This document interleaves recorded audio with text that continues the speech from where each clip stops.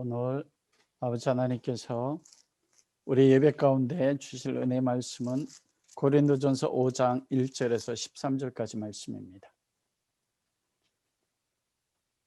고린도전서 5장 1절에서 13절입니다. 우리 한 목소리로 같이 봉독하겠습니다. 너희 중에 심지어 음행이 있다 함을 들으니 그런 음행은 이방인 중에서도 없는 것이다. 누가 그 아버지의 아내를 취하였다 하는도다. 그리하고도 너희가 오히려 교만하여져서 어찌하여 통한이 여기지 아니하고 그 일 행한 자를 너희 중에서 쫓아내지 아니하였느냐. 내가 실로 몸으로는 떠나 있으나 영으로는 함께 있어서 거기 있는 것 같이 이런 일 행한 자를 이미 판단하였노라. 주 예수의 이름으로 너희가 내 영과 함께 모여서 우리 주 예수의 능력으로 이런 자를 사탄에게 내주었으니 이는 육신은 멸하고 영은 주 예수의 날에 구원을 받게 하려 함이라. 너희가 자랑하는 것이 옳지 아니하도다. 적은 누룩이 온 덩어리에 퍼지는 것을 알지 못하느냐. 너희는 누룩 없는 자인데 새 덩어리가 되기 위하여 묵은 누룩을 내버리라. 우리의 유월절 양 곧 그리스도께서 희생되셨느니라. 이러므로 우리가 명절을 지키되 묵은 누룩으로도 말고 악하고 악에 찬 누룩으로도 말고 누룩이 없이 오직 순전함과 진실함의 떡으로 하자. 내가 너에게 쓴 편지에 음행하는 자들을 사귀지 말라 하였거니와 이 말은 이 세상에 음행하는 자들이나 탐하는 자들이나 속여 빼앗는 자들이나 우상 숭배하는 자들을 도무지 사귀지 말라 하는 것이 아니니 만일 그리하려면 너희가 세상 밖으로 나가야 할 것이라. 이제 내가 너희에게 쓴 것은 만일 어떤 형제라 일컫는 자가 음행하거나 탐욕을 부리거나 우상 숭배를 하거나 모욕하거나 술 취하거나 속여 빼앗거든 사귀지도 말고 그런 자와는 함께 먹지도 말라 함이라. 밖에 있는 사람들을 판단하는 것이야 내게 무슨 상관이 있으리오마는 교회 안에 있는 사람들이야 너희가 판단하지 아니하랴. 밖에 있는 사람들은 하나님의 심판하시려니와 이 악한 사람은 너희 중에서 내쫓으라. 아멘. 왕이신 나의 하나님, 왕이신 우리 아버지 하나님, 찬송과 영광과 존귀와 경배를 드립니다. 우리가 아버지 앞에 나와 영혼영진 기도처럼 기도할 수 있는 것도 감사한데 하나님, 이 어려운 모든 환경 가운데서도 예수 그리스도 안에서 영과 진리로 거룩하신 아버지의 보좌 앞에 나아가 무릎 꿇고 아버지의 발등상에 입맞추며 하나님 앞에 예배하게 하심을 인하여 찬양합니다. 아버지, 우리 가운데 말씀하옵소서. 우리가 하나님의 음성 듣기 원합니다. 그 말씀대로 살아 아버지의 이름의 영광을 이 땅 가운데 나타나기 원합니다. 성령님, 이 예배 가운데 말씀 가운데 오셔서 그 말씀이 우리 마음의 신비에 새겨질 수 있도록 역사하여 주옵소서. 감사하며 예수 그리스도 이름으로 기도합니다. 아멘. 오늘은 고린도전서 5장 1절에서 13절 말씀을 가지고 성도의 범죄와 교회의 거룩이란 말씀을 가지고 함께 은혜를 나누고 싶습니다. 여러분, 고린도전서는 우리가 평생의 삶에서 읽었던 성경 말씀입니다. 여러분, 고린도전서를 사도 바울이 기록한 목적이 무엇이라고 생각합니까? 분명히 고린도 교회 가운데 우리가 지난 몇 주간에 걸쳐서 하나님의 말씀을 나눈 것처럼 많은 문제가 있었거든요. 그 판단을 통해서 분파로 인하여 내게 당파가 있었고 오늘에 보면 또 음행의 문제가 있습니다. 또 영적인 은사를 가지고 서로 판단하는 많은 문제가 있어요.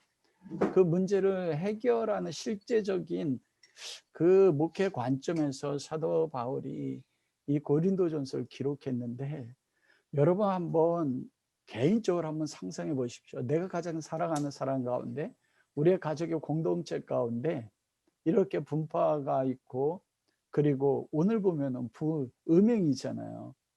그리고 먹는 거 가지고 판단하고 이런 사람이 있다면 근데 가장 나와 가까운 사람이에요. 우리가 지난주에도 말씀을 나눴지만 일만 스승이 있으나 아비는 아버지는 하나이니 내가 너희를 낳았다고 했거든요. 바울이 고린도 교회에 대해서 얼마나 정말 친밀하게 생각했습니까? 영적인 아버지로 낳았다고 했거든요.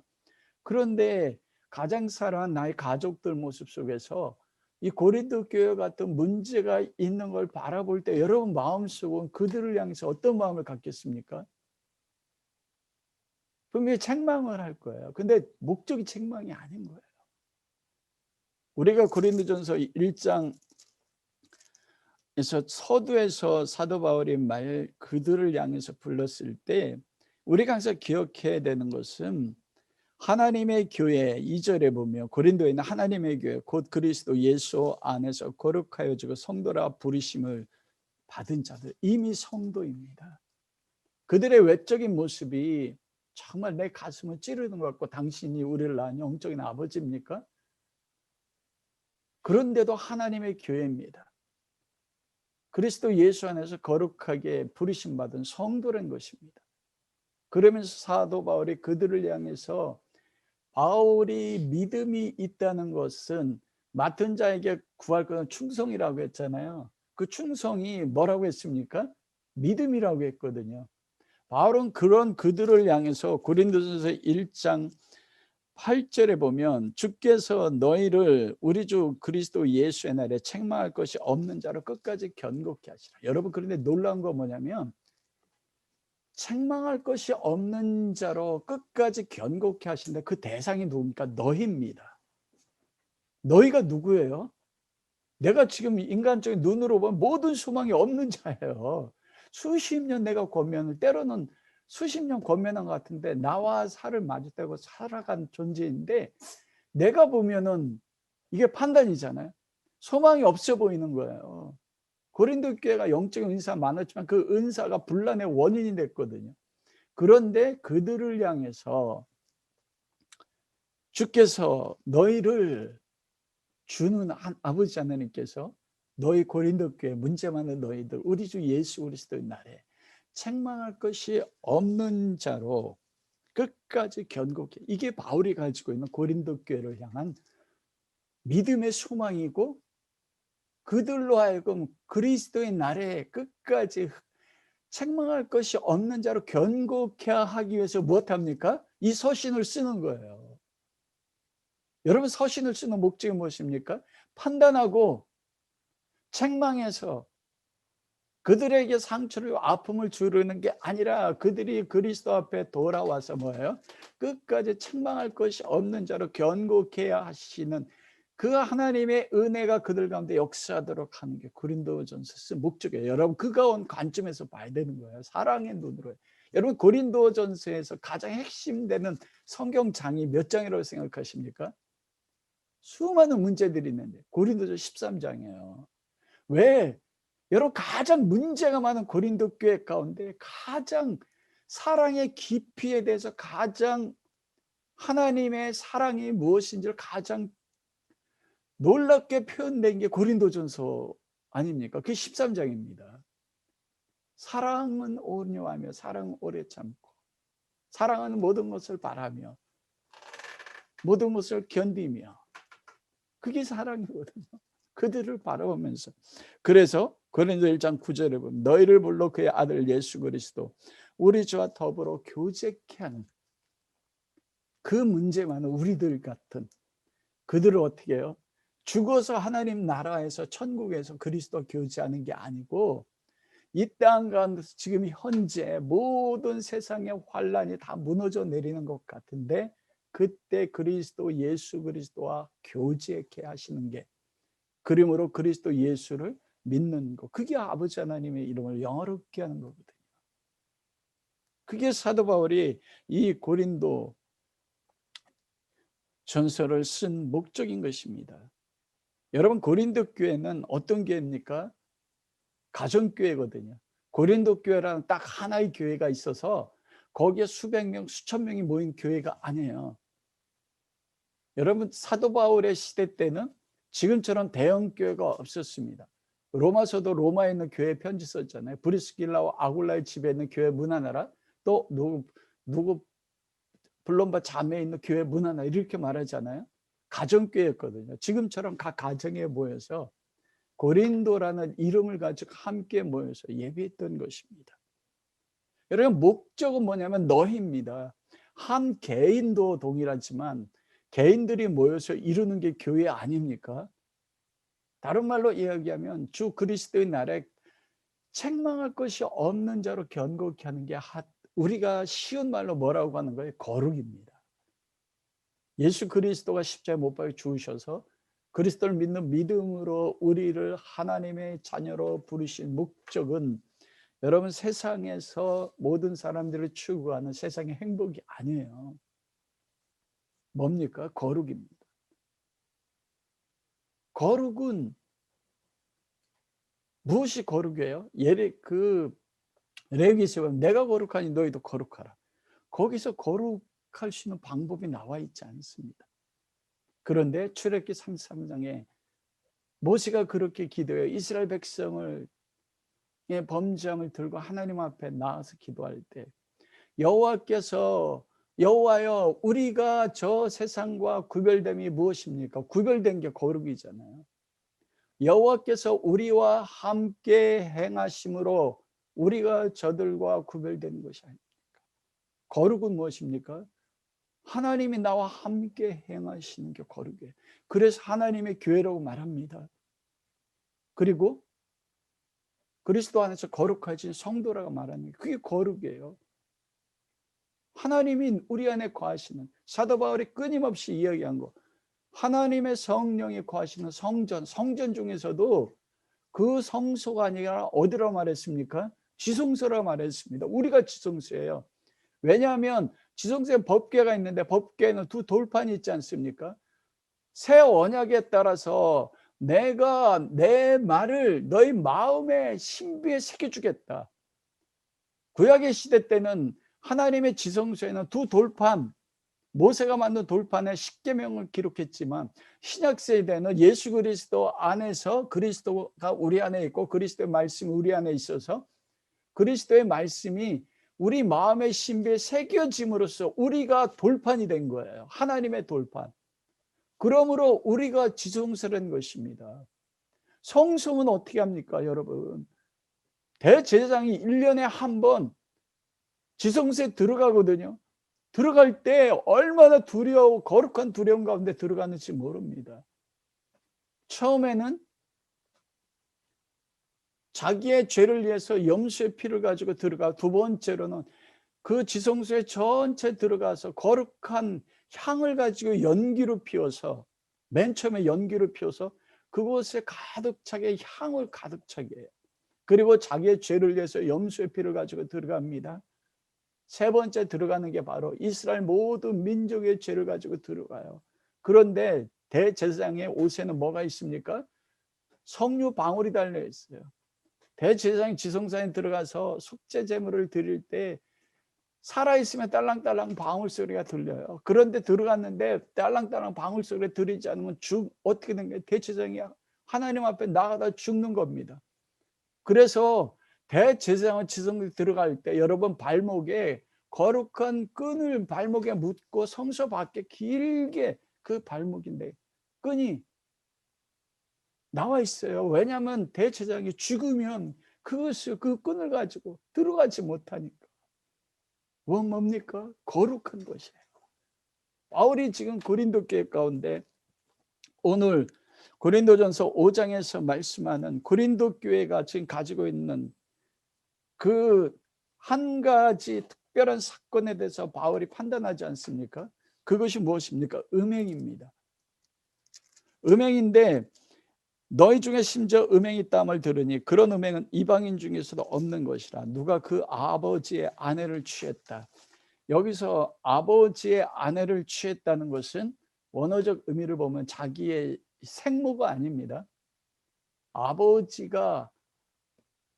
생모가 죽고 나서 새로운 부인을 얻었는데 그 계모와 취하였다를 헬라어 원어로 보면 결혼했다는 거예요.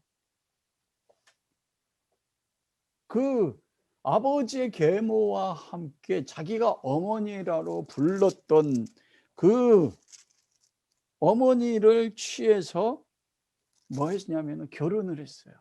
그런데 이 범죄함이 사도 바울이 뭐라고 하냐면 이런 음행은 이방인 중에서도 없는 것이라. 이방에서도 이런 음행이 없다는 거예요. 그런데 놀랍게도 영적으로 가장 충만하고 영적인 은사가 풍요롭고 모든 언변과 모든 지식에 뛰어나다고 했거든요.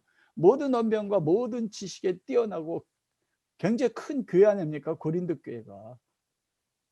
그런데 그런 교회 가운데 이런 음행이 있는 것을 사도 바울이 이야기하는 것입니다. 여러분이 우리가 1장에서부터 4장까지 고린도 교회가 4개 파로 분파했거든요. 분파한 것과 이제 음행이에요. 뭐예요? 야고보서에 보면 욕심이 잉태한 즉 사망, 죄를 낳고 죄가 잉태한 즉 사망을 낳는다. 욕심은 인간적인 자연적인 본성입니다. 그것을 고린도전서에서는 뭐라고 표현했습니까? 고린도서 3장 형제들아 내가 신령한 자를 대한 것 같이 너에게 말할 육신에 속한 자, 육신에 속한 자가 뭐라고 했어요? 성령의 인도하심을 따라 살아가는 그리스도인이 아니라 원래 자연적인 육체의 본성을 따라 살아가는 사람, 이게 육신에 속한 그리스도인이란 말입니다. 그래서 내가 원래 자연적으로 가지고 있는 육체의 욕심, 내가 세상에서 배운 모든 뛰어난 언변, 모든 뛰어난 지식을 가지고 무엇했습니까? 판단했단 말이에요. 내가 가진 세상적 가치관을 가지고 사도 바울을 판단했고 게바를 판단했고 베드로 사도를 판단했고 아볼로를 판단하고 그럼으로써 자기들의 판단 기준에 따라서 뭐 한 것입니까? 나는 바울파요. 나는 게바파요. 나는 아볼로파요. 나는 무슨 사도들이 필요하냐? 나는 그리스도만 있으면 돼. 그리스도파. 이 그리스도파가 지금 이 시대도 있지 않습니까? 믿는 사람의 거의 20%가 그리스도파래요. 누굽니까? 가나안파잖아요. 가나안파가 뭐예요? 안 나가. 교회 안 나간 사람들이에요. 각 가정 가운데서 인터넷으로 목사님들의 설교를 들으면서 자기가 좋아하는 설교를 들으면서 가정에서 목사들이 아니 사도들이 무슨 필요가 있느냐? 예수 그리스도 있고 말씀이 있으면 되지. 이게 무엇입니까? 판단으로부터 나오는 거예요. 욕심이요. 자연적인 자기의 욕심으로부터. 그래서 오늘 사도 바울이 이야기하는 게 고린도전서 5장 1절 13절 보면 내가 그들을 판단했다 이렇게 말하거든요. 계속 판단의 문제가 나온단 말입니다. 이 점점 심해지는 죄가 어디부터 나옵니까? 판단에서부터 나와요. 자기가 스스로 모든 것을 부르심도 하나님 부르셨고 그리고 우리를 이렇게 주신 모든 것이 하나님께서 주셨는데 자기 스스로 얻었다고 여기고 사도들 위에 올라가서 무엇합니까? 판단하는 결과로 인해서 그 욕심이 자라서 죄를 낳고 죄가 자라서 사망, 즉 음행이 나은 것입니다. 여러분 그런데 가장 큰 문제 첫 번째 고린도 교회가 그 교회 가운데 음행이 있는데 가장 큰 문제는 무엇이냐면 교만하여 음행의 문제를 안고 있는데 그 죄를 교회 공동체에 통한이 오지 않고 그 행한 자를 교회 내에서 쫓아내지 아니했습니다. 사도 바울이 그 개인은 하나님이 역사할 거예요. 조금 있다가 우리가 그 해결책이 나오지만 2절에 보면 뭐라고 이야기합니까? 거기서 바울이 그래요. 그리하고도 너희가 교회가 오히려 교만해져서 어찌하여 통한이 여기지 아니하고 그 일을 행한 자를 너희 중에서 쫓아내지 아니하였느냐. 교회가 거룩을 이루고 두 가지를 행했어요. 그 범죄한 그 사람 음행한 자의 죄를 바라보면서 통한이 여기지 아니했던 것입니다. 여러분 왜 그렇습니까? 교회는 그리스도의 몸이고 한 공동체거든요. 우리는 이 교회가 한 몸이라는 의식이 없습니다. 개별적인 개인주의로 내가 하나님 앞에 온전히 서면 된다고 생각하죠. 바울은 그렇게 여기지 않았어요. 교회는 한 몸이다. 한 몸의 지체가 썩어 들어가면 여러분 우리가 그리스도 몸이잖아요. 어떤 사람은 팔이고 어떤 사람은 다리입니다. 그런데 몸에 당뇨가 있어서 발이 썩어 들어가요. 그럼 교회 전체, 몸 전체가 그것 때문에 올바로 움직이지 못하게 되어 있습니다. 근데 교회가 고린도 교회는 그런 그리스도 안에서 한 몸이라는 의식이 없었습니다. 그래서 오늘 본문에 보니까 그 음행하는 그 죄를 바라고 통한이 여기지 아니했다. 통한이 여기지 아니했다는 것은 그것은 무엇이냐면 그 죄를 바라보고 슬퍼하지도 아니했습니다. 바울이 그 다윗이 우리아의 밧세바와 간음하고 나서 하나님 앞에 회개 시편을 지었을 때 시편 51편은 뭐예요? 하나님이 기뻐하는 제사는 수양의 제물도 아니요 여호와께서는 통회하는 마음, 이 통회하는 마음을 기뻐하신다고 했거든요. 그리고 두 번째 무엇입니까? 그 음행행한 자를 교회 중에서 내쫓지 않았어요. 권징이 없었어요. 그런데 그 이유가 뭐냐면은 음행을 내쫓지 아니하고 오히려 오늘 본문 말씀에 보면 6절 말씀에 보면 너희가 자랑하는 것이 옳지 않다. 여러분 이 말씀이 이해가 됩니까? 아무리 교회가 영적으로 무너졌다고 하더라도 그들이 2절 말씀에 보면 너희가 오히려 교만하여졌고 6절에 보면 너희가 자랑하는 것이 옳지 않다. 적은 누룩이 온 덩어리에 퍼지는 거 알지 못하는 적은 누룩은 음행한 자거든요. 그런데 음행한 자가 자기 계모를 쳐서 결혼했는데도 그걸 자랑했다는 겁니다. 그리고 그게 교만해졌대요. 여러분 이 말씀이 이해가 돼요? 저희 이 말씀 때 굉장히 묵상을 많이 했어요. 성경을 많이 찾아보고 고린도 교회가 무엇이 교만해? 여러분 교만은 무엇입니까? 교만은 자기 위치를 떠난 거잖아요. 이 교만의 시작이 사단 아닙니까? 사단이 우리가 이사야서 19장 말씀을 보면 자기 위치를 떠나서 북극성에 올라서 못합니까? 하나님과 높아지고자 했어요. 하나님보다 높아져서 못합니까? 자기가 주인이 돼서 판단하는 거예요. 모든 것의 주권이 돼서 내가 주인이 되는 게 교만한 것입니다. 아담이 에덴 동산에서 범죄한 게 무엇입니까? 사단이 하와를 유혹할 때 네가 이 선악과를 먹으면 어떻게 돼요? 하나님처럼 될 거야. 하나님처럼 돼서 선과 악을 내가 구분한단 말입니다. 내가 선이라고 여기는 게 선이에요. 내가 악이라고 여기는 게 악이에요. 하나님은 선과 악을 구분해 놨거든요. 하나님의 말씀대로 사는 거 하나님의 뜻에 벗어나는 게 악이잖아요. 하나님 뜻대로 사는 게 선이란 말입니다. 그래 아담의 죄는 자기의 피조물의 위치를 넘어서 하나님에 대해서 선악을 자기가 판단한다는 것입니다. 고린도 교회가 여기서 말하는 교만하다는 것은 무엇이냐면 이 음행하는 자가 계모와 결혼한 것에 대해서도 우리가 지난 시간에 이야기했을 때 그들이 서로 판단한 것은 판단한 이유의 두 번째 가운데 이유가 뭐라고 했습니까? 고린도전서 4장에 보면은 그렇게 말씀했잖아요. 고린도전서 4장 6절 형제들아 내가 너희를 위하여 이 일을 나와 아볼로를 들어 본을 보였으니 이는 너희로 하여금 기록된 말씀 밖으로 넘어가지 말라고 했거든요. 하나님의 말씀 구약 성경에 따르면 여러분 자기 계모 성호하고 결혼하는 것은 레위기에 어떻게 해요? 이는 패역한 짓이니 폐륜이니 돌로 쳐서 죽여라 이렇게 돼 있거든요. 그런데 교만해져서 자랑했어요. 그들이 자기들이 하나님의 말씀에 밖에 넘어가서 교만하고 해서 그 음행한 자를 어떻게 판단한 것입니까? 자랑한 거예요. 이건 죄가 아니다. 그렇기 때문에 여러분 죄에 대해서도 너희가 통한이 여기지 않고 그 사람을 교회 공동체 가운데 내어쫓지 않은 것입니다. 이게 너무 놀라운 죄예요. 그거 오히려 그걸 자랑했다는 것입니다. 말씀 밖으로 넘어갔어요. 하나님의 말씀보다도 우선되는 게 무엇이었습니까? 그들이 모든 뛰어난 언변과 모든 지식에 뛰어났다고 했거든요. 근데 모든 지식에 뛰어난 게 무엇입니까? 사도 바울이 그리고 사도 요한이 요한복음을 쓸 때나 요한일서를 쓸 때 그때 그리고 계시록을 쓸 때도 마찬가지고 이 사도 바울 시대 때부터 나왔던 그리스도의 복음을 어긋나게 하는 사람들이 있었거든요. 고린도 교회도 마찬가지입니다. 그게 뭐냐면 도케시즘, 영지주의예요.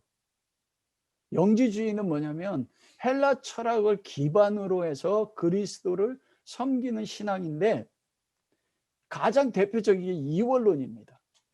이원론은 무엇이냐면 영혼은 깨끗하고 육체는 악하다고 생각해요. 여러분, 우리에게도 이원론적인 신학적 사고가 있어요. 그게 뭐냐면 주일날 교회 나와서 예배드리는 거룩하고, 그 주일날 예배를 끝나고 우리가 각 가정에서 살아내는 삶은 거룩하다고 생각해요? 거룩하지 않다고 여겨요? 교회에서 예배드리는 건 거룩해요. 그래서 여러분, 예전에 거룩한 목사님들은 큰 성경책 가슴에 딱 끼고 거룩한 표정으로 가면 와, 우리 목사님 거룩해. 그런데 목사님이 막 허름한 셔츠를 입고 다니면 목사님은 어떻게 해요? 거룩해, 거룩하지 않아요? 거룩하지 않게 여긴단 말입니다. 이게 은연중에 가지고 있는, 영혼은 거룩한데 육체는 악하다고 여겼어요. 그래서 우리 몸 안에 있는 영혼은 거룩하고 깨끗한데 그리스도 안에서, 육체는 그럼에도 아직까지, 왜냐하면 그리스도 안에 거듭났는데도 육의 본성에 끊임없이 죄를 짓잖아요. 왜? 헬라적 이원론이 들어와서 육체는 악하다는 것입니다. 그런데 헬라적 사고에서는 이 육체가 아무리 죄를 지어도 영혼의 깨끗함을 더럽게 하지 못한다는 헬라적 사고가 있었거든요. 여러분, 그래서 헬라의 두 가지 철학적 흐름이 있는데, 자기 육체가 더러우니까 이 육체를 쳐서 복종시키는 금욕주의가 있었어요. 먹지 않고 육체에 고통을 줘서 영혼으로 하면 육체를 지배하게 하는. 또 한 가지는 쾌락주의가 있었습니다. 그 쾌락주의는 무엇이냐면, 내 육체가 아무리 죄를 지어도 영혼은 깨끗하니까 내 정신만 올바르면 내 육체가 모든 죄를 지어도 돼. 그래서 모든 쾌락 가운데, 여러분 소크라테스가 동성애자인 거 아십니까? 헬라의 많은 도덕적으로 뛰어났다고 하는 사람들이, 왜냐하면 육체적으로 짓는 죄는 죄가 아니었다고 여겼던 헬라적 사고에, 이게 그것이에요. 영지주의 경향, 말씀 밖으로 벗어나서, 말씀 밖으로 벗어나면 그들이 음행한 자에 대해서 무엇으로 판단합니까? 말씀이 기준이 되지 않으면 자기들이 평생의 삶 동안에 어렸을 때부터 배웠던 헬라적 사고방식이야. 모든 언변과 모든 지식에 뛰어남, 그걸 가지고 판단하는 위치 가운데 있었어요. 그걸 가지고 못한 것입니까? 이 음행한 자의 죄는 육체로 지은 죄야. 그 영혼, 성령이 계신 그 영혼을 더럽히지 않아. 그게 자랑한다는 거예요. 그게 교만하다는 거예요. 여러분, 얼마나 무섭습니까? 그게 고린도 교회가 가지고 있었던 고린도 교회 문제. 근데 사도 바울은 그렇지 않다는 거예요. 그 한 사람의 죄가 못합니까? 공동체 전체를 죄악으로 물들게 한다는 거예요. 거기서 교회가 한 몸의 사상으로 나오는 것입니다. 여러분, 한번 적용해 보십시오. 여러분 가운데서도 혹시 이원론적으로 내가 하는 많은 행동 가운데서 이것은 거룩하고 이것은 거룩하지 않은 것이야. 은연중에 거룩한 것은 지켜야 되지만 세상에서 수많은 만남 속에서 이건 내가 거룩하지 않으니까 이거는 해도 괜찮아, 이렇게 생각하는 것, 여러분 가지고 있는 게 있습니까? 여러분 잘 살펴보십시오. 내가, 왜냐하면 성도일 뿐만 아니라 교회를 이룬 한 교회 구성원이기 때문입니다.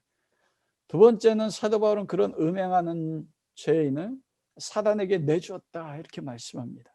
그 해결책이 무엇입니까? 내어 쫓으라. 이런 자는 사탄에게 내어줬으니 이는 육신은 멸하고 영은 주 그리스도의 날에 구원받게 하려 합니다. 여러분, 사도 바울은 사랑의 사도 아닙니까? 그런데 그 음행의 죄를 지었다고 해서 사탄에게 내주래요. 어떻게 사탄에게 내줄 수 있을까요? 한번 그리스도, 예수 그리스도를 믿어서 영접해서 하나님의 자녀가 되는데 사탄에게 내준다. 이것은 사도 바울이, 그리고 교회가 범죄한 성도들을 죄악 가운데 내버려서 그들로 하여 구원이 끊어지게 하는 말입니까? 그걸 오해하는 성도들이 많이 있거든요. 사탄에게 내줬지 않습니까? 내어 쫓으라. 내어 쫓는다는 게 무엇인가? 여기서 그런 자는 사단에게 내가 내주었다, 이것을 원어적으로 보면, 그리고 교회적인 관행으로는 교회에서 내쫓았다. 요한복음에 보면 그걸 뭐라고 합니까? 유대인들이 예수 그리스도를 믿는 자를 유대교에서 뭐 했다고 해요? 출교했거든요. 출교한다는 것은 유대인 사회에서 유대교를 또 출교했다는 것은 유대 공동체에서 완전히 끊어지는 거예요. 교회 공동체에서 이제 완전히 이 사람을 끊어서 버리는 것입니다. 이건 교회에서 출교하는 것인데 성찬이 끊어지고 교회와 교회 가운데서 여러분 교제, 코이노니아, 사랑의 교제가 끊어지는 거, 이게 뭐냐면 교회 권징입니다. 권고와 징계예요. 오늘날 교회가 생명이 없는 것 가운데 한 가지가 무엇입니까? 치리가 없습니다. 권징이 없습니다. 교회 안에 범죄한 사람이 있어도 이런 음행이 죄를 짓고 간음하고 아내와 남편 이외에 다른 죄를 지어도 교회 안에 낙태를 해도 그런 문제에 대해 교회는 치리와 징계를 하지 않거든요. 여러분 고린도 교회만의 문제가 아닙니다. 오늘날의 그런 문제예요. 여러분이 지금까지 평생에 교회를 다니면서 이런 드러난 죄악 때문에 음행이라든지 드러난 죄악 때문에 교회가 징계하는 거 본 적이 있습니까? 수찬정지, 성찬에 참여를 시키지 않는다든지, 그리고 교회에서 출교한다. 왜냐하면 교회에서 출교하면 오늘날 교회는 교인들은 어떻게 해요? 나 그래 출교해. 나 그럼 다른 교회 가지? 다른 교회 갈 수 있어요. 여러분 그러나 무서운 겁니다. 영적으로 그는 원래 그 교회에 소속돼 있었어요. 그러면 그 교회 공동체가 출교에는 원칙이 있는데 우리가 예수님께서 그 복음서에 보면 한 사람이 가서 권면하고 그가 듣지 않으면 두세 사람이 장로들 가서 권면하라. 그래 듣지 않으면 교회 전체에서 말하라. 그리고 나고 회개하고 듣지 않으면 그를 누구 취급하라고요? 이방인 취급해. 예수님이 하신 말씀이에요. 본교회에서 치리받아서 이 사람이 회개하지 않아서 교회에서 잘라냈어요. 다른 교회 가면 그 교회 일원이 됩니까? 외형적으로 그 교회에서 받아들이지만 그 사람은 교회가 아니에요. 왜냐하면 교회는 카톨릭 교회입니다. 카톨릭이란 지금 구교회 카톨릭이 아니에요. 전 세계 수천의 수만의 교회가 있는데 수십만의 교회가 있는데 예수 그리스도의 이름으로 그 모든 수십만의 교회가 한 몸이에요. 그래서 한 교회에서 권위를 가지고 출교하면 그 사람은 다른 교회 가서 그들은 몰라요. 그 교회 등록했다고 해서 교회에 소속되는 게 아닙니다. 그가 공개적으로 교회 앞에 회개하고 자기가 출교된 죄 때문에 회개하고 그 죄를 뉘우칠 때 그때 다시 교회로 용납이 되는 거예요. 회개가 없으면 멸망하게 되어 있습니다, 여러분. 고린도 교회 안에는 성령의 말씀에 따른 권징이 없습니다. 죄에 대한 권징이 없었습니다. 권징이 있는 교회가 살아있는 교회입니다. 그런데 이렇게 사단에게 내어줬다는 것이 마귀에게 내어줬다는 게 아니라 교회 공동체에서 출교했다는 거거든요. 그 목적이 무엇이냐는 거예요. 첫째는 범죄한 자를 그리스도 예수의 날에 구원받게 하려 함이라. 5절 말씀을 보니까 이는 육신을 멸하고 영은 주 예수의 날에 구원을 받게 하려 함이라. 권징과 징계 목적, 출교의 목적은 영은 반드시 구원받게 한다는 것입니다. 육체를 멸한다. 여러분 인간 스스로는 자기 자신을 죄를 깨닫고 회개하기가 어렵습니다. 여러분 사람이 멸망하는 것은 죄를 범했기 때문입니까? 회개하지 않았기 때문입니까? 회개하지 않았기 때문에. 아무리 큰 죄를 지어도 그 죽음에 이르는 죄를 빼놓고는 구원받지 못한 죄가 있지 않습니까? 구원받지 못한 그 죄를 빼놓고는 그리고는 그가 연약하여 넘어진 그 죄로 인해서 그가 회개하면 죽질 않습니다. 회개에 이르지 않았기 때문에 멸망하는 거예요. 여러분 므낫세는 최악의 왕이지 않습니까? 구약 성경에. 그 므낫세로 인해서 요시야 왕이 그렇게 개혁했는데도 므낫세의 꾀임에 따라 이스라엘 역대하에 보면 이스라엘이 범죄함으로 인해서 내가 이 백성을 멸망시키겠다고 했어요. 그런데 역대하 33장 10절에 13절 말씀이니까 므낫세가 그 포로로 붙잡혀 갔을 때 그가 하나님 앞에 돌이켜 회개했을 때 여러분 그가 다시 왕으로 복귀해서 그 하나님 앞에 회개하는 게 나와요. 그러자 그가 10주의 무덤에 들어갔거든요. 온갖 세상의 백성들로 하여금 죄를 짓게 했는데, 여러분, 백성들이 죄를 짓게 했어요, 므낫세가? 그런 므낫세가 죄를 짓게 했지만 궁극적으로 의지적인 선택은 누굽니까? 이스라엘 백성이에요. 그런 므낫세 왕도 회개했을 때 하나님의 긍휼을 베풀고 돌이켜 주셨어요. 사단을 내어쫓은 목적은 그겁니다. 회개입니다. 육신을 뭐라고? 이 육신이 무엇입니까? 육신에 속한 자예요. 자기의 육체적인 욕망, 자연적인 생각, 성령과 말씀 안에서 살아가는 것이 아니라 그리스도 안에 거듭났음에도 불구하고 자기 육체 생각과 옛날의 습관에 따라서 살아가는 육신, 그것을, 그 사고관, 그걸 육신이라고 하는, 그걸 멸한단 말입니다. 왜요? 공동체에서 끊어지니까, 교회에서 떨어지고 나니까 이제는 내가 왜 공동체로 사랑했던 사람들, 교제했던 사람 만날 수도 없어요. 하나님 앞에 나와서 예배를 드릴 수도 없어요. 하나님 앞에 버림받았다 여기는 그 가운데 처하다 보니까 자기를 뒤돌아보는 것입니다. 내가 무엇에 살았는지, 내가 지금까지 살아서 계모와 결혼한 것도 말씀 안에서 행한 것이 아니요, 내 육체의 본성에 따라서, 내 육체 본성인 성욕에 따라서 말씀에 벗어났음에도 불구하고 내가 옳다고 여기는 내 판단에 따라서 계모와 결혼해서 하나님 앞에 범죄했다는 깨달아 아는 거, 이게 육신을 멸하는 거예요. 육체를 멸하는 게 아니잖아요. 육체를 병에 내주어서 그 병으로 죽게 한다는 게 아니라 육체의 사고관에서 나오는, 하나님의 말씀과 성령에서 나오지 않는 모든 세상적 가치관, 세상의 철학이나 세상의 그 성공적 가치관들을 생각하는 모든 것들을 그 사람은 사고에서 다 멸하게 시키는 것이요. 그걸 통해서 자기의 범죄함을 깨닫고 교회와 출교로 단절이 되고 성령과 단절을 경험함으로써 자기가 육신적으로 매했던 육신에 속한 자를 발견하고 육신의 생각을 깨닫고 돌이켜서 하나님 앞에 회개하는 거죠. 여러분, 아브라함이 하갈을 취해서 이스마엘을 낳았습니다. 여러분, 그때 아브라함이 평생 동안에 75살에 하나님 앞에 부르심 받아서 86세가 될 때까지 무엇 한 가지만을 의지하고 살았습니까? 여호와 하나님이었거든요. 갈 때마다 제단을 쌓고 그때마다 하나님이 나타나셔서 언약의 말씀을 주시고 언약을 새롭게 했어요. 그런데 하갈을 취해서 이스마엘을 낳았을 때 무엇합니까? 13년 동안 하나님 말씀하지 않았어요. 여러분 한번 상상해 보십시오.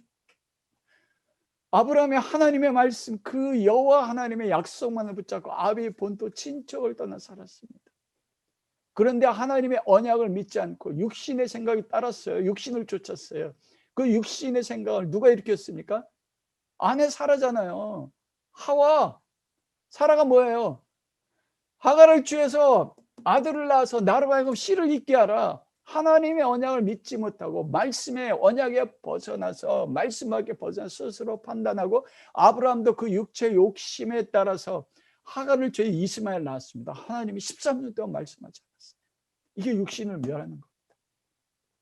여러분, 그게 무엇입니까? 하나님의 징계지만 하나님의 사랑이에요.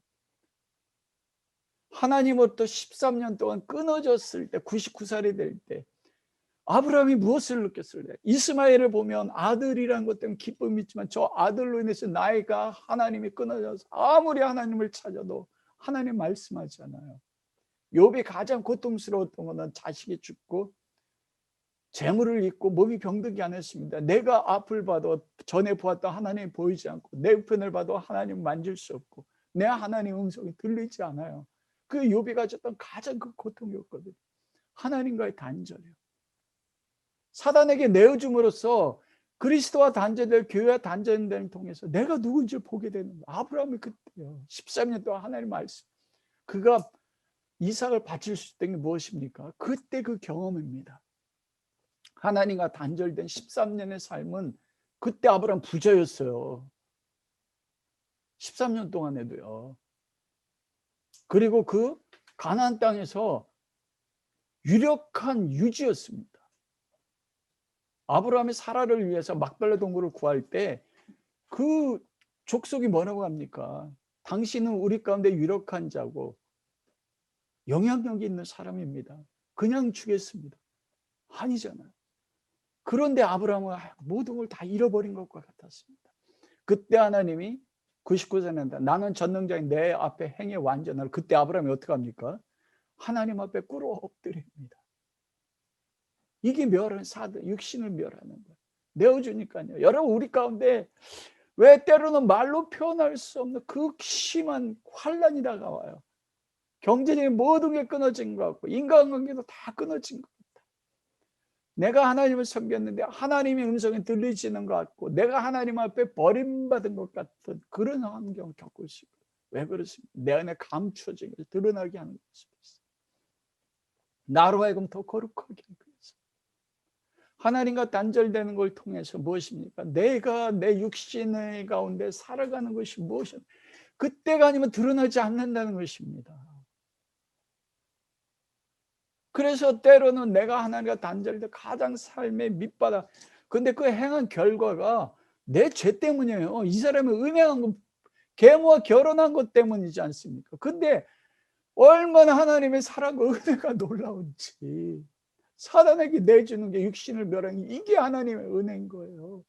하나님이 나를 버린 것 같은 거, 내 삶의 환경에 모든 재정이 끊어지는 것 같고 친구들로부터 단절된 것 같고 모든 걸 잃어버린 것 같은데 그게 하나님이 내 안에 그래도 감춰져 있는 육신의 생각. 욥이 그게 있었잖아요. 처음에 하나님 범죄하지 않았지만 어떡합니까? 세 명의 친구가 너 인간보야 죄 때문이야. 그러자 욥이 안에 있던 게 드러나죠. 하나님 나와 대면합시다. 내가 무슨 죄가 있습니까? 욥이 하나님 위에 올라간 거예요. 자기 스스로 거룩했다고 여기는 거예요. 이 사람이 음행한 거 판단한 게 무엇입니까? 그게 교만하면 자랑이었거든요. 자기의 자랑. 나는 신앙 가운데 올바로 서 있었다. 이 사람들 죄라고 여기지 않았습니다. 그래서 여러분 통한이 여기지 않았습니다. 출교시키지 않았다면은 깨달아 알지 못했어요. 은혜인 것입니다. 그럼으로써 회개함으로써 주 예수의 날에 구원받게 하라. 이 주 예수의 날은 현재적과 미래적 의미가 있다고 했습니다. 예수 그리스도가 재림해서 모든 사람 심판할 때도 주 예수의 날이지만 그리스도가 지금 나의 삶에 역사할 때가 지금 예수 그리스도의 날이잖아요. 이 구원이 세 가지입니다. 그리스도 안에서 거듭난 거 구원입니다. 내가 죄악 가운데 있다고 회개하고 돌이켜서 지금 성화, 그리스도를 닮아가는 삶이에요. 이 사람이 그래서 육체를 쳐서 죽여서 예수 그리스도 재림할 때 구원받게만 하는 겁니까? 그것도 맞지만 출교를 통해서 하나님과 단절을 경험함을 통해 내 육신의 생각들이 드러나 회개함으로 인해서 1장 9절이에요. 너희로 하여금 그리스도 예수 안에서 그리스도와 교제케 하시는 하나님은 미쁘시도다. 미쁘다는 게 믿음입니다. 하나님이 믿음을 가지고요. 우리 가운데 행하신다는 거예요. 우리의 믿음이 아니에요. 히브리서 11장에 아브라함의 믿음으로 이게 하나님의 믿음이에요. 하나님이 신실함을 가지고 아브라함을 하갈 주에 이스마엘 낳았는데도 99살에 나타나서 믿음의 조상으로 만드신 하나님의 믿음이요. 하나님 믿으시도다. 이게 하나님의 믿음의 행위라고요. 우리를 향하신 하나님의 믿음이요. 그래서 그리스도 예수 안에 교제케 하나님이 믿음을 가지고 오늘 된 거 이게 은혜입니다, 여러분. 내가 무너지는 것 같아도 이게 하나님이 나를 향해서 믿음을 가지시고 하나님의 약속한 말씀으로 나를 이루어 나가시는 하나님의 사랑의 믿음의 은혜 역사인 것입니다. 그러므로 여러분 감당할 수 없는 고난이 오고 모든 끝장나올 때 감사하십시오. 두 번째로는 이거는 사람이 스스로 하기가 어렵거든요. 왜 이걸 하나님이 허락하셨냐면 사람이 스스로 하기 어려워요. 여러분 하나님 마음이 합하는 사람이 다윗이었습니다. 다윗이 우리아나의 밧사바 간음할 때 성경학자들은 보통 1년에서 2년 동안 하나님부터 심한 눌림을 겪었대요. 그런데 다윗이 스스로 회개했습니까? 우리아나의 밧세바가 임신을 해서 아이를 낳았잖아요. 그때 회개하지 못했어요. 아이를 낳았어요. 아이가 몇 개월 만에 생깁니까? 홍사님 10개월이잖아요. 위대한 사도 그 다윗조차도요, 밧세바 간음하고 우리아를 적군의 손을 통해서 죽음의 편지를 손에 들려서 우리아를 통해서 요압 장군에게 보냈잖아요. 얼마나 악합니까? 그것 때문에 깊은 죄책감이 있었지만 스스로 회개할 수 없었어요. 그게 인간의 존재예요. 그때 여러분 하나님의 은혜가 없어서 다윗이 어떻게 회개합니까? 다윗이 신앙이 위대해서 스스로 회개했습니까? 아니에요. 나단 소녀를 통해서 책망하셨어요. 바로 당신이 그 사람입니다. 내가 목동의 살에 너를 왕이 되어 모든 걸 주었네. 여자가 더 필요했다면 더 주었을 텐데 너는 내 이름을 영광 땅에 떨어뜨려. 그게 사단에게 내어주는 것 같아요. 하나님 같아요. 하나님의 은혜이고 하나님의 사랑입니다. 그리고 사단에 내어준 두 번째 이유는 무엇이냐면 교회는 한 몸이고 교회의 목적은 거룩이기 때문입니다. 6절과 7절에 보면 그러잖아요. 너희가 자랑하는 식 옳지 않다. 작은 누룩이 온 덩어리에 퍼지는 것을 알지 않느냐? 이 작은 누룩은 음행한 자예요. 그들은 작게 생각했어요. 이거는 육체가 범죄했지만 영혼은 죄를 범하지 않을 수 있다. 자랑. 그러므로 우리는 그 죄와 관계가 없어. 교회는 그래서 자랑한 거거든요. 그런데 사도 바울은 뭐라고? 아니다. 너희가 내버려둔 그 작은 누룩인, 작다고 생각하는 죄의 누룩인 음행이 뭐라고요? 온 빵을 더럽힌다. 온 덩어리에 퍼지는 걸 알지 못합니다. 다른 말로 이야기하면 그 한 사람의 범죄한 것이 누가 범죄한 것 같다는 거예요? 교회 전체요. 왜냐하면 죄를 용납했잖아요. 통한이 여기지 않았잖아요. 그렇다는 건 그 사람들도 그런 환경이면 뭐합니까? 동일한 죄를 짓는다는 거예요. 동조한 것과 같습니다. 그러면 7절에 너희는 누룩 없는 자인데 새 덩어리가 되기 위해서 묵은 누룩을 내버리라. 우리의 유월절 양 곧 그리스도께서 희생된 것이다. 누룩 없는 떡은 유월절 무교병 예수 그리스도잖아요. 교회는 그리스도와 연합이 돼서 예수 그리스도의 몸으로 죄가 없는 거룩한 한 생명 공동체가 되었습니다. 그런데 작은 누룩이 죄가 들어와서 그 죄가 교회를 더럽힘으로써 교회가 무엇을 잃어버렸습니까? 거룩입니다. 여호와 하나님, 우리는 성령님의 임재 기름 부으심을 그렇게 사모하고 갈망합니다. 성령님은, 하나님은 어디 가운데 임재하십니까? 거룩한 교회 위에 임재하세요. 성령님께서 최초로 임재하셔서 영원히 떠나지 않는 최초의 한 분이 계셨는데 그 예수 그리스도입니다. 세례 받으실 때. 그리고 마가다락에 성령이 임재하셨을 때 요한복음 14장에 보혜사 성령을 보내니 그는 영원히 너희와 함께할 거예요. 떠나지 않습니다. 그러나 죄를 지을 때 교회 성령이 우리 안에 탄식하신다. 성령이 우리 가운데 근심하신단 말입니다. 성령의 끊임없는 기름 부으심이 무엇으로 끊어집니까? 죄입니다. 교회의 아까움. 교회 공동체 가운데 성령이 그 아론의 머리에 흘러서 옷깃까지 내려가다 성령의 기름 부으심, 쉐키나의 불로 그 지성소 두 그룹 날개 씌운 자의 성령이 불로 임재할 때는 어린 양의 피로 인해서 무엇합니까? 속죄로 거룩하고 정결케 된 곳에 쉐카이나의 불, 성령의 불이 임재하는 거예요. 교회가 이 작은 누룩에 대해서 쫓아내고 통한이하고 회개하고 할 때 다시 거룩을 회복하는 거예요. 그때 성령이 그들 안에 계셨던 성령이 다시 거룩함으로 기름 부으심을 임재하고 교회가 교회되게 하는 것입니다. 예배가 예배되게 하는 것입니다. 이 죄가 제거되지 않았을 때 고린도 교회가 드렸던 모든 예배와 모든 교회의 행위는 거룩함이 아니에요. 하나님 앞에 인정받지 못하는 거라고.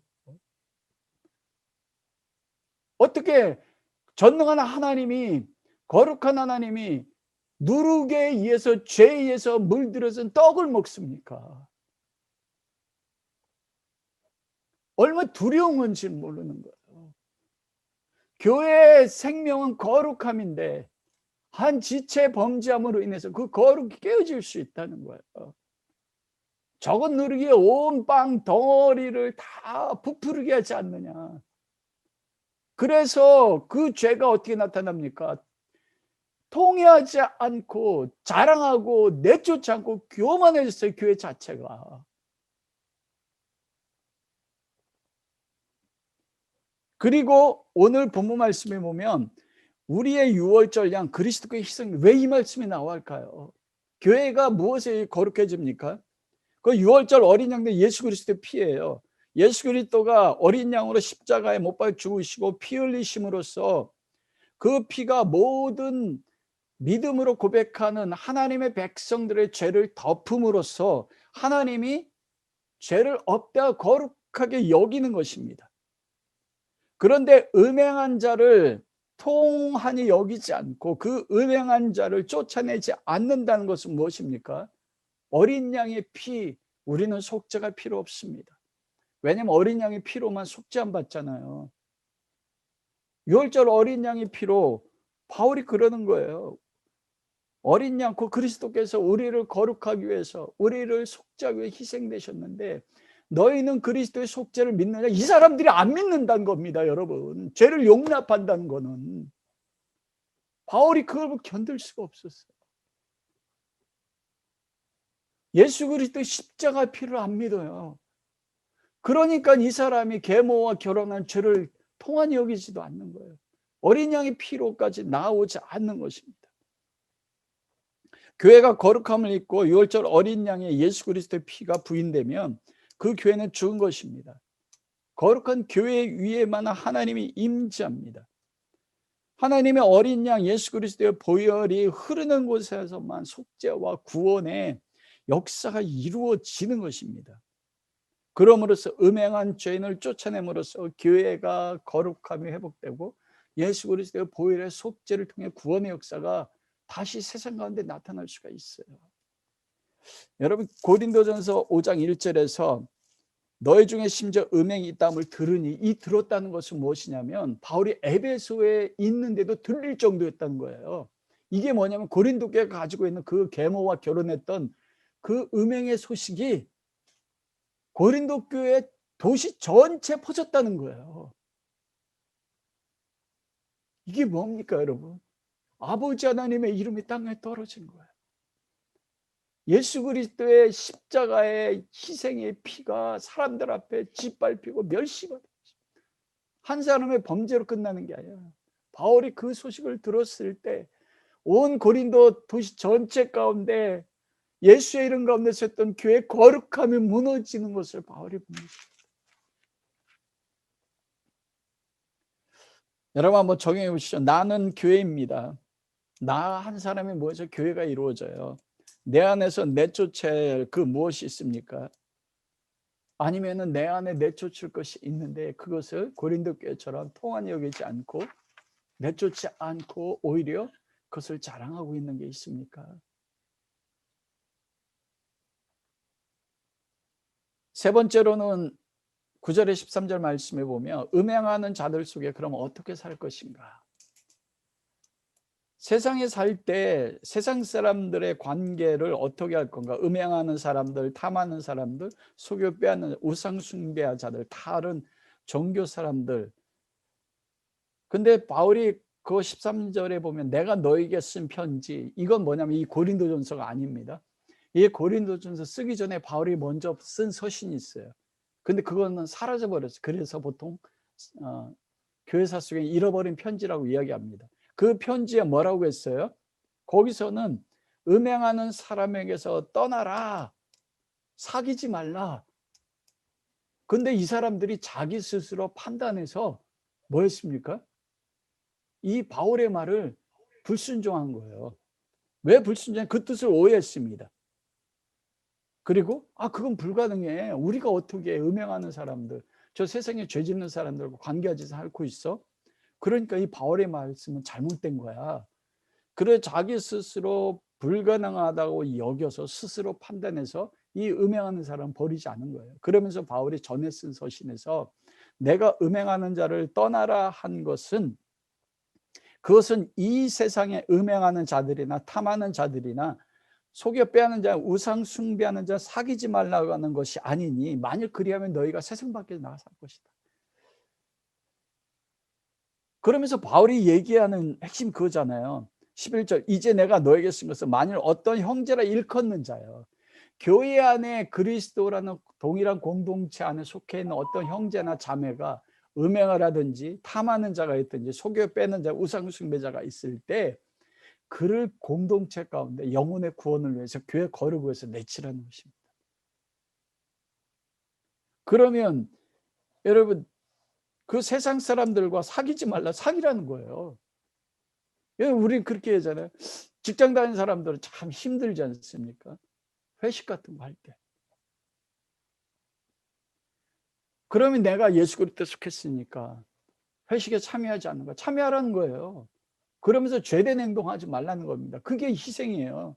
그게 내가 져야 십자가여야 돼요. 술 먹지 말아야 되면 술 먹지 않아서 상사들에게 불이익을 당하면 불이익을 당하면서 거기서 그곳에서 그들과 사귀는 거예요. 뭘로 사귀어요? 사랑의 공동체 사귀어요. 그러면서 그들을 판단하지 말라고 이야기합니다. 그들이 음행하는 사람이 있을 수 있어요. 우상 숭배하는 자들이 있을 수 있어요. 그런데 그들을 판단하지 말라. 왜 그렇습니까? 그들을 판단하는 거 누가 판단합니까? 하나님이 판단해요. 왜 판단하지 말라 하면 그들도 구원받을 수 있습니다. 여러분 지금 주변에서 믿지 않는 사람들 가운데서 여러분 가운데서 모태신앙이 아니고 중간에 예수 그리스도를 영접한 분들이 계시잖아요. 그리스도를 영접하기 전에 우리의 모습은 어땠습니까? 세상에 음행하는 자들과 술 취하는 자들과 속여 빼앗는 자들, 그런 죄 안 지을 수 있지만 그런 죄들 가운데 있었거든요. 전에 죽었던 너희를 살렸다고 했거든요. 영적으로 죽었단 말입니다. 우리가 만나는 사람 가운데 수많은 죄악을 짓고 있는 그 사람들 가운데도 구원받을 사람이 있어요. 근데 누가 구원받는지 우리가 알 수가 없습니다. 그리고 그 때를 모릅니다. 그 사람이 하나님 앞에 구원받을 수 있는 가능성을 가지고 있는데 어느 때 그 사람이 구원받을지 알지 못해요. 우리가 그들과 사귀는 목적이 무엇입니까? 그리스도의 복음의 증인으로 사귀는 겁니다. 어둠 가운데 그들 가운데 빛이 되는 거예요. 여러분 그 구원의 때가 보면 니고데모가 요한복음 3장에 나올 때 여러분 그는 거듭남이 무엇인지도 알지 못했습니다. 근데 요한복음 중간에 가면 예수 그리스도를 사내들은 공의해서 이젠 잡아와라 죽이겠다고 했을 때 니고데모 그러잖아요. 우리 공회는 재판하지 않고 죄를 정하느냐. 그러자 공회원들이 다 들고 일하는 니고데모를 한테 덤벼들어요. 너 갈릴리에서 선한 것이 나는 것을 성경에 본 적이 있느냐? 그리고 니고데모가 마지막 언제 변화됩니까? 예수님 십자가 못 박혀 죽을 때 아리마대 사람 요셉과 함께 100근이나 되는 향품을 가지고 와서 예수님 장사를 치러요. 조금씩 변화돼요. 이 니고데모도 거듭남이 무엇인지 모르는 사람이었습니다. 가장 놀라운 사람 누굽니까? 예수님과 함께 십자가에 못 박혀 죽었던 강도야. 살인 강도입니다. 오른편에 처음에는 예수님을 왼편에 강도와 비난하다가 나중에 어떻게 됩니까? 예수여 내가 당신을 보건대 당신은 옳지 않은 것이 없습니다. 당신의 나라 임하실 때 나를 기억하소서. 여러분 마지막 죽을 때 한마디 고백을 통해서 진실로 진실로 내게 이르노니 오늘 내가 나온 게 낙원에 있으리라. 이게 판단하지 않고 이방 사람들과 사귀어야 되는 목적인 것입니다. 그들 가운데 사귀라고 말씀하는 것이에요. 밖에 있는 사람들은 하나님이 심판하시는 것입니다. 여러분 말씀을 마치도록 하겠습니다. 고린도 교회는 음행 있는 교회였습니다. 우리에게는 우리 교회는 이런 모습이 없습니다. 그러나 교회의 거룩을 막는 것은 다른 것이 있을 수 있어요. 음행은 드러나는 죄지만 음행 위에 다른 죄가 우리 교회의 거룩을 막는 것이 있습니다. 이것은 육신에 속한 그리스도인의 한 모습입니다. 음행한 사람은 거듭난 성도입니다. 그런데 음행으로 넘어졌습니다. 우리의 모습일 수 있습니다, 여러분. 내가 왜냐하면 교회를 구성하는 한 성도이기 때문입니다. 나의 내면은 누구만 합니까? 하나님만 하세요. 하나님이 우리에게 아들 예수 그리스도를 통해서 우리로 하여 끊임없이 말씀과 기도 가운데 우리를 초청하는 이유가 무엇입니까? 거룩입니다. 점점 우리 안에 감추져 있는, 숨겨져 있는 육신에 속했던 것들이 드러나고 점점 그리스도의 장성한 분량까지 우리를 성화로, 우리를 거룩함으로 이끌어 나가는 것. 그래서 그리스도 예수 안에 책망할 것이 흠없는 자로 만드시고 그리스도 이 땅 안에 살아갈 때 그리스도와 가장 깊은 사랑의 은밀한 교제를 나눈 것을 이룰 때까지 하나님은 절대로 포기하지 않습니다. 여러분, 그러므로 준비하셔야 돼요. 여러분의 믿음의 신앙의 삶이 이 세상적인 행복을 하나님이 주기 위해서 여러분 부르시지 않으셨어요. 여러분을 거룩한 그로 인도하기, 이끌어가기 위해서 부르셨습니다. 그래서 어쩌면 내 안에 감춰진 걸 드러나기 위해서 우리가 감당할 수 없는, 우리 영훈 형제님 기도가 너무 마음 아팠거든요. 은혜가 되고 너무 공감되고요. 하나님, 나이가 40이 넘었는데 전 60년 왜 이렇게 인생이 사는 게 힘든지. 여러분, 힘든 게 믿음의 삶이에요. 그러나 그 가운데 주시는, 주님의 주시는 샬롬이 있기를 원합니다. 그러나 하나님은 끝까지 포기하지 않으세요. 제가 이 말씀을 통해서, 바울을 통해서 고린도 교회를 향한 마음이 뭐냐면, 우리가 거룩한 교회이기 때문에 거룩함에 맞는 우리의 모습이 될 때까지 하나님은 어떻게 합니까? 우리 속에 드러나 있는, 감춰져 있는 것들을 끊임없이 꺼내내실 것입니다. 왜냐하면 우리 몸은 하나님의 성령이 거하시는 하나님의 성전이기 때문입니다.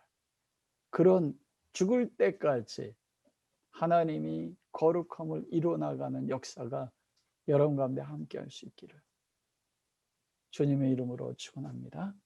여러분, 저는 설교의 마지막 결론으로 하나님, 왜 이렇게 인생 사는 게 힘이 듭니까? 영훈 형제님, 집사님의 기도처럼 더 힘들 수 있습니다. 왜냐하면 하나님 우리를 부르신 목적과 교회를 세운 목적이 거룩이기 때문입니다. 그리스도 예수의 장성한 분량까지 우리가 자라날 때까지 마귀도 포기하지 않을 것입니다. 끊임없이 유혹하고 끊임없이 우리의 육신에 따라 살아가도록 우리를 넘어뜨릴 것입니다. 그러나 하나님의 사랑의 고집은 더 커서 그럴 때마다 우리를 향하신 하나님의 사랑의 계획은 더 클 것입니다.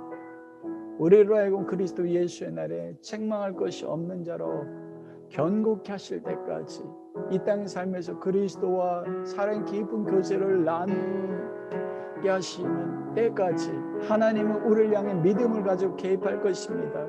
그래서 여러분, 어쩌면 우리의 앞으로의 삶이 더 고통이 많고 더 많은 고난이 있을 수 있습니다.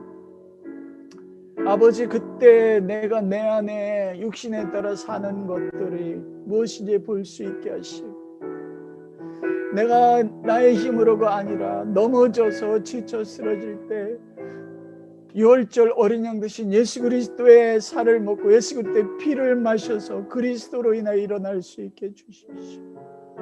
내 삶의 모든 환경 무너지는 것 같고 모든 것은 끊어지는 것 같아도 나는 점점 그리스도 예수를 닮아가는 거룩한 존재로, 거룩한 교회로 하나님 앞에 세움받게 해주십시오.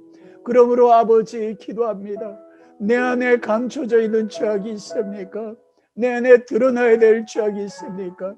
내가 행하는 모든 것들 가운데 성령을 쫓아 행하는 것이 아니라 육신의 생각을 따라서 행하는 것이 있습니까? 그럼 나를 쫓아내셔서 내 육신을 멸하여 현재 삶이 그리스도 예수의 날이 되어 내가 그리스도를 경험하는 구원 가운데 나를 이끌어가 주시옵소서.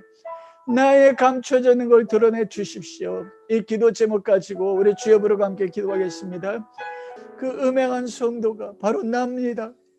마음의 생각으로, 그리고 내 감춰져 있는 그 숨겨져 있는 육신의 생각으로 내가 원하는 소원대로 하나님을 판단하고 하나님이 나를 떠났다 여기고 아파하고 슬퍼할 때가 얼마나 많았는지 알 수가 없습니다. 하나님은 그를 사랑하기에, 그 영혼을 구원하기 위해 바울은 그 사랑 가운데서 그를 사단에게 내주었습니다. 출교를 통하여 하나님과 단절을 경험하고 성도와 단절을 경험했을 때 자기가 육신에 속한 자에게 볼 수 있었고 성령에 따라서 행하지 않은 걸 볼 수 있었습니다. 자기의 육체 생각을 그때 끊어버릴 수 있었고 회개함으로 그리스도 예수의 날에 하나님 구원을 받을 수 있었습니다. 우리를 부르신 목적은 세상의 행복을 주기 위함이 아닌 것을 알게 하여 주십시오. 어쩌면 우리는 앞으로 더 힘들고 어려운 삶을 겪을 수가 있을 수 있습니다. 내 안에 숨겨져 있는 걸 드러나기 위한 하나님의 사랑으로 인하여 우리를 부르신 목적이 거룩이요, 하나님이 우리와 지성으로 거하기 위해서 우리를 더욱 깨끗하게 만들어 나가 그리스도 장성 분량까지 우리를 만들어 나갈 때까지 아버지 마음껏 저 가운데 일하시옵소서. 내 안에 감춰진 것이 있다면, 내가 죄를 동안히 여기지 않는 게 있다면, 내가 죄를 쫓아내지 못한 것이 있다면 하나님으로부터 끊어지는 것과 같은, 그 출교하는 것과 같은 단죄를 경험하는 자까지 이끌어가 주셔서 우리의 육신은 멸하게 하시고 우리의 영혼이 거룩해져서 그리스도를 닮아가는 자로 서서 지성소된 우리 위에 거룩한 성령님이 셰카인의 불로 임하는 하나님의 사람들이 만들어질 때까지 우리 가운데 역사하여 주시옵소서. 그렇게 행하실 하나님 감사합니다. 그러므로 오늘도 아버지 앞에 나올 때 우리에 있는 모든 것 가운데 하나님이 주셨음을 믿음으로 고백하며 우리의 예물을 드립니다. 하나님 기뻐 받아 주셔서 우리의 거룩함으로 인해서, 우리가 지성소됨으로 인해서 우리의 가정이 있는 곳이 하나님의 성전 되게 하시고 하나님의 영광이 나타나게 하시며 드릴 것만 있는 우리 성도들과 가정 생업되게 축복하여 주옵소서. 예수 그리스도 이름으로 기도합니다. 아멘. 이제는 우리 주 예수 그리스도의 십자가의 은혜와 아버지 하나님의 극진하신 사랑하심과 성령님의 교통하심과 충만하심이 아버지 앞에 나와 거룩을 위하여 예비하는 모든 하나님의 자녀들 머리 위에, 저들의 가정과 생업과 교회 위에 이 시절부터 영원히 함께 하시길 간절히 축원하옵나이다. 아멘.